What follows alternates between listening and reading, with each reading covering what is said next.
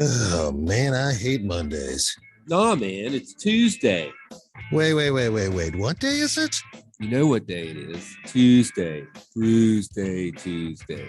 Oh, fuck yeah. It's time for Brewsday Tuesday, brought to you by the Cellar and Six Pack Store. Here is Drez and Huck.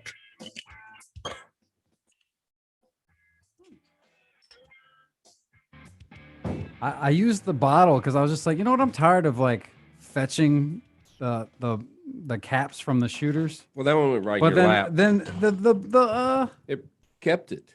well, usually there's supposed to be a magnet that holds this. I wonder, did the magnet fall off, or is it maybe just hasn't been used so long that it doesn't work anymore? Maybe. That's a little It's disappointing. like me. I haven't been used in so long. I don't work anymore. Oh, poor Huckcat. It is Brewsday Tuesday, brought to you by the Cellar Restaurant and Six Pack Store in downtown Blacksburg. Once again, I got another round of beers that I brought from my travels. So, and speaking of caps, that's kind of why we started with these. Oh, maybe it didn't come up because this is actually a twisty one. Maybe there that you was go. the problem. Yeah. From Colorado Native, I just popped their Amber, which is only available in Colorado. So I brought it, traveled quite a bit.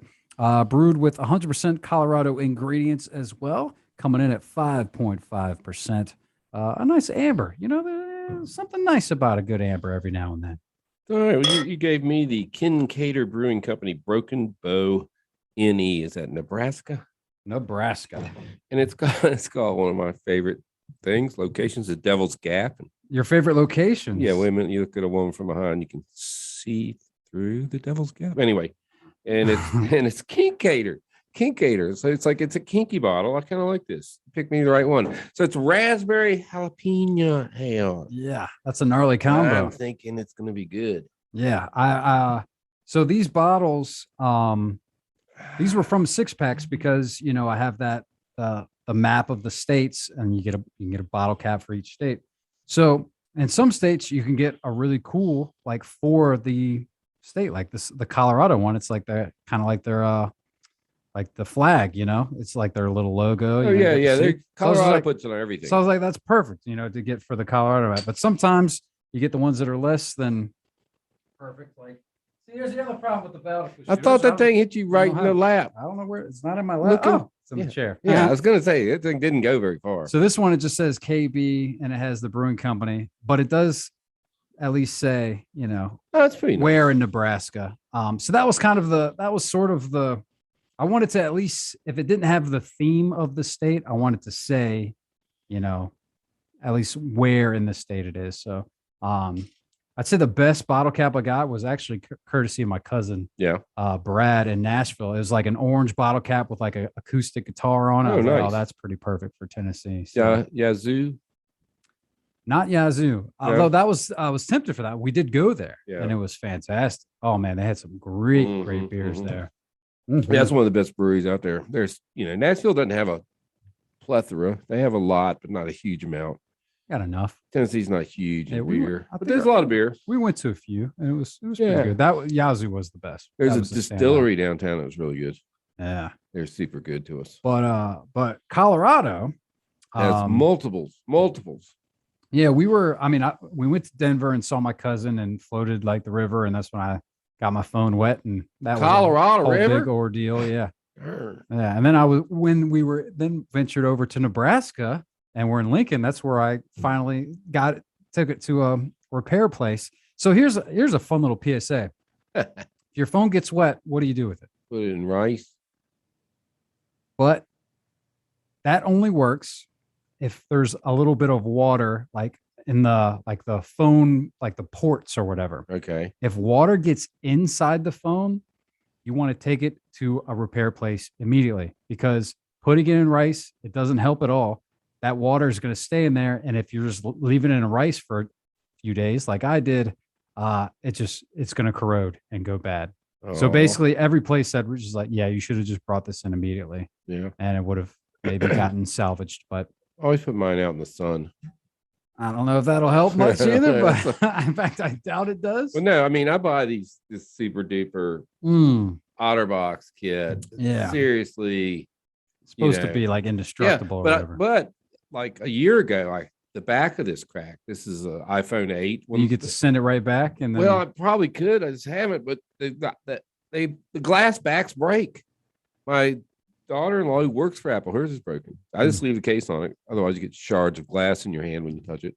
Well, when I got it got wet in the river, and when I got out, it was functioning, except the touchscreen wouldn't work. Okay. So basically, it was worthless. Right. So then we waited the phone to die, put it in rice for like a few days, and then it wouldn't power, wouldn't do anything. So I took it to the place. So they have to replace the guts? Well, when I took it to a phone place, they opened it up, dried it out, did whatever.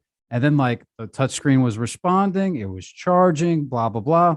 But then like, I guess the antenna went bad or something because I couldn't make calls, couldn't send text or anything. Like I can get on Wi-Fi, my apps would work, whatever. But as actually working as a phone, it did not. And that's the way it stayed. You had to buy a new phone. A new to me phone. I just got the same phone, just refurbished off eBay. Okay.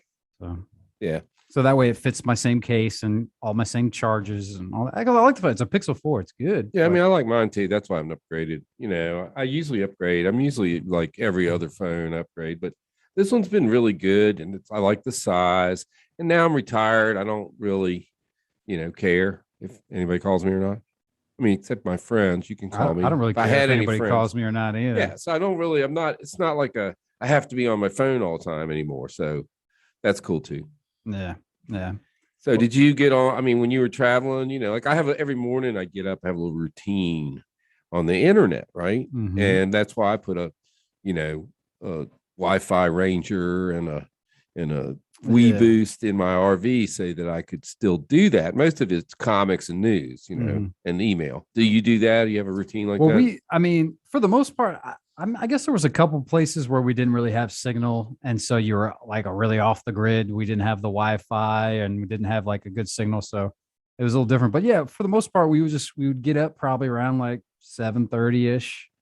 And then we have our tea and lemon water in bed. Yeah, we go. And then mainly like I kept like that journal. So like we'd write from the day before. Dicking around online, playing games and stuff. We usually just sit in bed for like an hour. Yeah, checking like morning brew and see we have our good morning nightcap, whatever still sitting next to your on the table there. But yeah, so last weekend I was at Wilderness Adventure camping out, hear a little music, and the Wi-Fi doesn't work there. And I went to the owner, I'm like, hey, I'll hook you up. You buy the parts. He goes, no, I think we're good. We don't want everybody looking at their phone. I said, fair enough.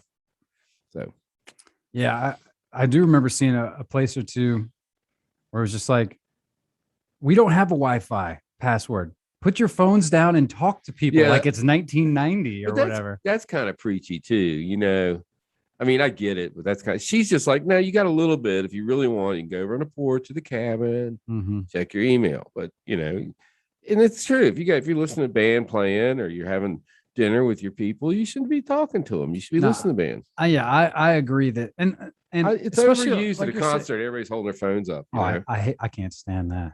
Yeah, I hate that. But I think it like a cabin, like if you're going for like a family reunion or whatever, I think that's great if you don't have internet. Yeah. Like, I mean, like you said, I think it'd be good. Like maybe dial up. If it's something you really need to do something, you can, but you're not going to want to. You have to explain that to like a lot of people. I wish I had that sound effect. What that is. Yeah. Oh my gosh. Hang up the phone. I got to get on the internet or get off the internet. I need to talk on the phone. Yeah. Those were the days. You had one line and you couldn't do both.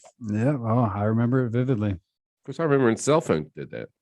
Huh? Yeah. You could either look at the internet or you could talk. Did you ever have a car phone? I had one of the first bag phones. I worked for a bank. So, of course. You have to have a car phone. So, we had to have a car phone, but it was a bag phone. And it's probably, like a small suitcase, like a briefcase. Mm-hmm. And you had to have it wired in. You couldn't just like plug it in the cigarette light. It had to go direct to the battery. So, each car had to have this. You had to have your car had to have this console put in and you plug a thing in. And it was like a big receiver, just like at home. And you had to dial it on the back. Well, so what car were you driving? And you had that? Oh, just whatever my car was at that time. Probably a Jeep. You don't remember? No. Well, the bank had cars too, but I'm pretty sure I was executive. I remember this guy I used to work with at this gas station. he had this old like black Thunderbird that was pretty sweet, and he had like the old school like little car phone in the center console with like Yeah. the little leather case or whatever. And he said it was always hilarious because every now and then he'd like go through a drive-through and like the person would be like, "I like your car phone." Yeah, that was the thing. Yeah. Yeah. And then they had the antenna that still I have one for my my scanner where it touches inside the glass but doesn't actually touch, right? I don't know how it's magic. I like magic. It sends the signal through the glass somehow. That it does. So I mean, I've had that beer. I did have it on the road. Truth be told, I had both these beers on the road. But that one, I got a 6-pack of it because I was just like, well, I need a cap. I was like, this seems like a bit of a gamble to get a whole 6-pack of this. Oh, you had to buy a 6-pack. Yeah, because they didn't. Yeah. But I was not upset when I did because and what was the ABV on that? I remember 5.4. Okay, so it wasn't too great, but it was an interesting beer. It's raspberry and jalapeno, right? Yeah, I mean, like that's a gnarly combo. It's actually delicious. Yeah, I was pleasantly surprised at how much I liked it. The ale part of it's kind of flat, not just kind of not anything exciting. They could have added some hops, but the jalapeno and raspberry blend together perfectly. I mean, really, that's just a tiny bit of heat and the nice little juice taste. So yeah, I mean, it's I like hot beers and I've had a lot of them. So, but I give this one I'd give it a 4. A 4 out of 5 on the Untapped scale, which is how we like to rate our beers. Free beer app, you can download it. You can also friend us on there. Drez Drinks is my handle. Huck's Beer Buzz is his. As far as the Colorado native, it's another one that we had to get the 6-pack. In fact, we saw it somewhere and it was just like, it's an amber. I was like, I don't know if I want to buy a whole 6-pack. So I didn't.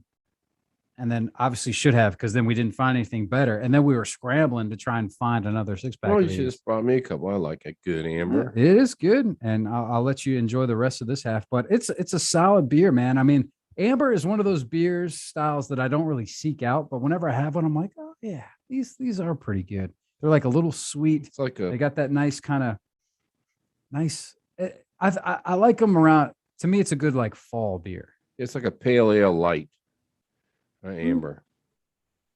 I get them confused. Ambers. I would say it's a little dark. I mean, they're almost a little darker usually, really? right? No, in color. I don't know. Either way, it's good. I like this one too. I think I'm right there with you. I think it's about a 4. Solid beer. Fair enough. And good enough caps to go on the map. I wish I had a picture of the map and its current status, but the RV is still in the shop, so I couldn't snap one for the photo sakes. But we could have a few more beers and go liberate it. We certainly could. In fact, bolt cutters and everything. Oh boy! We can just go get it. Speaking of a few more beers, I do have a couple more. The next round is from breweries that I went to, and these are going to be some bigger beers. In fact, I know for a fact you're going to like one of them. The other one, I got a feeling you might enjoy as well. So we'll take a quick break. We'll play a tune. We'll come back. We're drinking more beers. It's Brewsday Tuesday right here on 105.3 The Bear.